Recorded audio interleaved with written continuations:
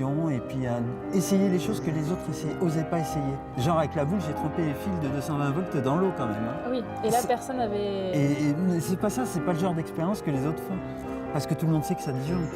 Oui. Jusqu'au jour où moi j'ai réussi à ne pas faire disjoncter. Donc c'est venu de ça cette idée. Ouais, c'est un peu venu de ça. Ouais. Tiens, testons ça, personne ne l'a fait, tout le monde dit Ouais. que ça va disjoncter, effectivement ça disjoncte, mais tiens, si j'arrivais à trouver que ça disjoncte pas. C'est ça, c'est un peu ça, la démarche intellectuelle c'est un peu ça. Okay.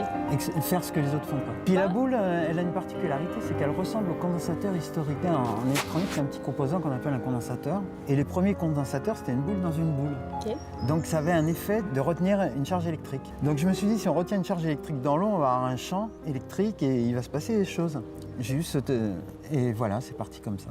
Et après, comment est-ce que tu as découvert qu'il avait un rendement supérieur au niveau de l'énergie? Bon, ça c'était... En vaporisant l'eau instantanément.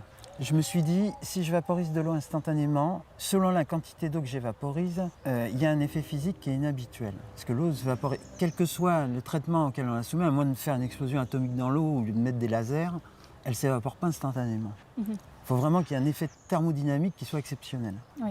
Donc ça a soulevé les interrogations et ça m'a poussé à investiguer. Et donc après, tu as fait des mesures? Bien sûr. La première mesure, c'était à l'arrache. Hein. J'avais pris les formules de calcul sur Internet. Donc pour évaporer 1 litre d'eau, par exemple, il faut tant de joules. Pour monter de 1 degré 1 litre d'eau, il faut tant de joules. Oui. 1 watt électrique égale 3600 joules. Enfin, tu avais toutes ces formules-là qui faisaient que j'ai pu mettre au point mes premiers balbutiements de tests. Jusqu'au jour où j'ai commencé à côtoyer des scientifiques qui m'ont dit il faudrait que tu mettes un calorimètre, un agitateur magnétique. Et c'est des éléments que j'ai greffés au fur et à mesure de mes contacts. J'ai appris en fait. Et donc ces contacts, c'était des contacts que tu avais eus du coup par rapport à avant? J'ai commencé à montrer ça à des copains, puis t'as un copain qui va te dire ah bah tiens j'ai un ami qui est ingénieur, tu devrais lui montrer. Pof, je suis allé lui montrer. L'ami ingénieur il dit tiens tu devrais aller à l'école, l'université Intel, ça les intéresserait. Et puis j'ai ricoché comme une boule de flipper. Ok. Donc à quel moment justement tu commences à t'intéresser à la sphère industrielle? C'est la sphère industrielle qui s'est intéressée à moi en 2014. D'accord. Ils m'ont contacté sur Internet suite à un premier film que j'avais fait qui avait fait 700 000 vues. Ça s'appelait L'effet d'humaine révolution. Ensuite, il y a eu un reportage FR3 qui a fait plus d'1 200 000 vues, je crois. Ça a vraiment commencé à buzzer. La page Facebook, on s'est retrouvé avec 15 000 personnes. Donc ça commençait à faire du monde. Et de là, les contacts s'ouvrent plus facilement. Tu vois. Et donc là, il y a des industriels qui sont venus. Il y a, j'imagine, plus de scientifiques aussi qui se sont intéressés à... Les scientifiques ont un problème avec l'ego. Ils détestent les bricoleurs de garage. Parce que déjà, on n'est pas diplômés, donc on passe souvent pour des mamailloux. Et on sort des sentiers battus. Ils n'aiment pas qu'on sorte des sentiers battus. T'as aussi des lois en France qui font que certaines expériences, il ne faut pas les faire. Par exemple, une chaudière, tu es obligé de la raccorder à la terre. D'avoir un raccordement, c'est les normes européennes. Oui. Donc ça empêche, en fait, de faire des expériences avec certains branchements non raccordés à la terre, entre autres, ce qui est mon cas. Je ne peux pas raccorder la boule à la terre, c'est une de ses seules restrictions. D'accord, parce que si tu raccordes à la terre... Ça marche pas. Ça marche plus du tout? Non, ça va disjoncter. D'accord. Il va y avoir un effet d'appel de courant qui va être trop fort.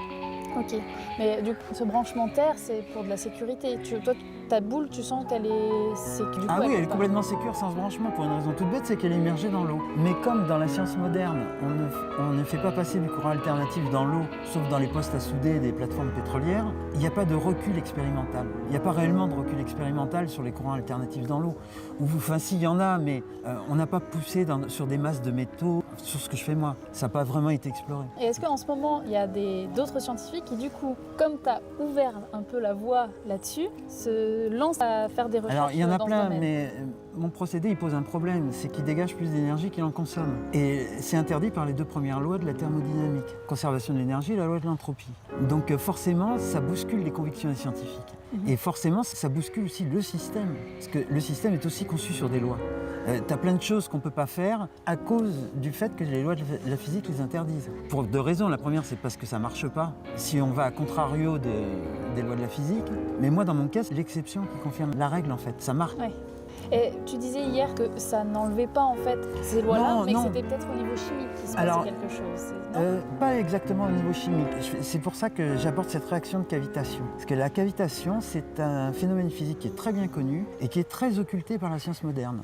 Pourquoi? Parce qu'il doit dégager plus d'énergie qu'elle en consomme. Une bulle de cavitation restitue plus d'énergie qu'elle en consomme pour la créer. On l'a bien vu dans la vidéo de la crevette que j'ai montrée hier. Oui, alors c'était une de mes questions notamment. Quand est-ce que tu as découvert cette crevette? Quand j'ai conclu à une cavitation dans mon procédé. D'accord. J'ai cherché Et- cavitation dans Google et j'ai vu qu'il y avait des crustacés qui utilisaient ça. Parce que c'est super intéressant de se dire, bah, effectivement, on ne sait pas totalement qu'est-ce Mais qui en se tout cas, passe, ça marche. mais ça existe aussi dans la nature. Oui. Aujourd'hui, on n'a pas les termes, on va dire théoriques, techniques, pour vraiment savoir qu'est-ce qui se passe, mais en tout cas, ça existe. Ben, tu remarqueras ça un existe. truc, c'est que mes détracteurs m'attaquent moi, mais ils n'attaquent pas le procédé. Parce que le procédé n'est pas attaquable. La cavitation, c'est reconnu depuis 1910. Ok, mais est-ce qu'il y a beaucoup de recherches dans la cavitation? Ah oui, c'est ultra documenté dans la littérature.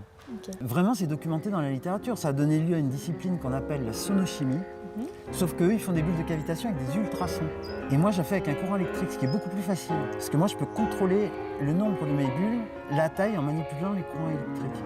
Donc tu penses ou tu es sûr que c'est Ah ce non, qui se passe? je suis sûr. Tu es sûr que c'est des bulles de cavitation qui sont créées? C'est pour ça que les deux groupes en question ont déposé des brevets.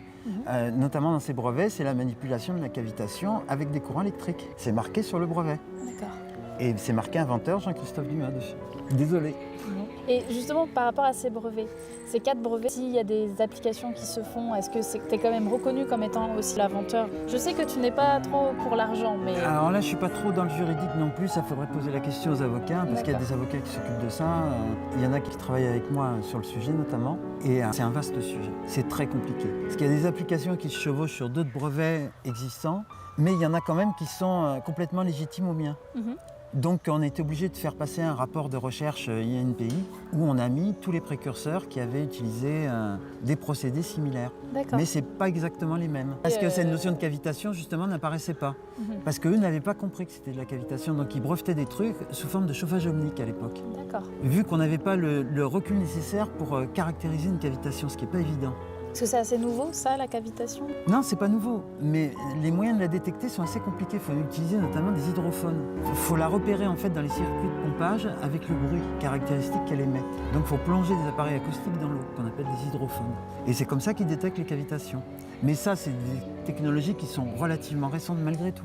À D'accord. l'époque, ils n'avaient pas ça. Il y a beaucoup de personnes précurseurs, justement, qui avaient... Non, il n'y en a tenté. pas. C'est pas vraiment des précurseurs sur la même chose. Mhm. Puisque les géométries n'étaient pas les mêmes, mais c'est des expériences qui étaient approchantes. Moi, j'ai exploré les courants à forte puissance. D'accord. Donc, c'est un peu comme un feu de cheminée, en fait. Tu as des effets de seuil en physique.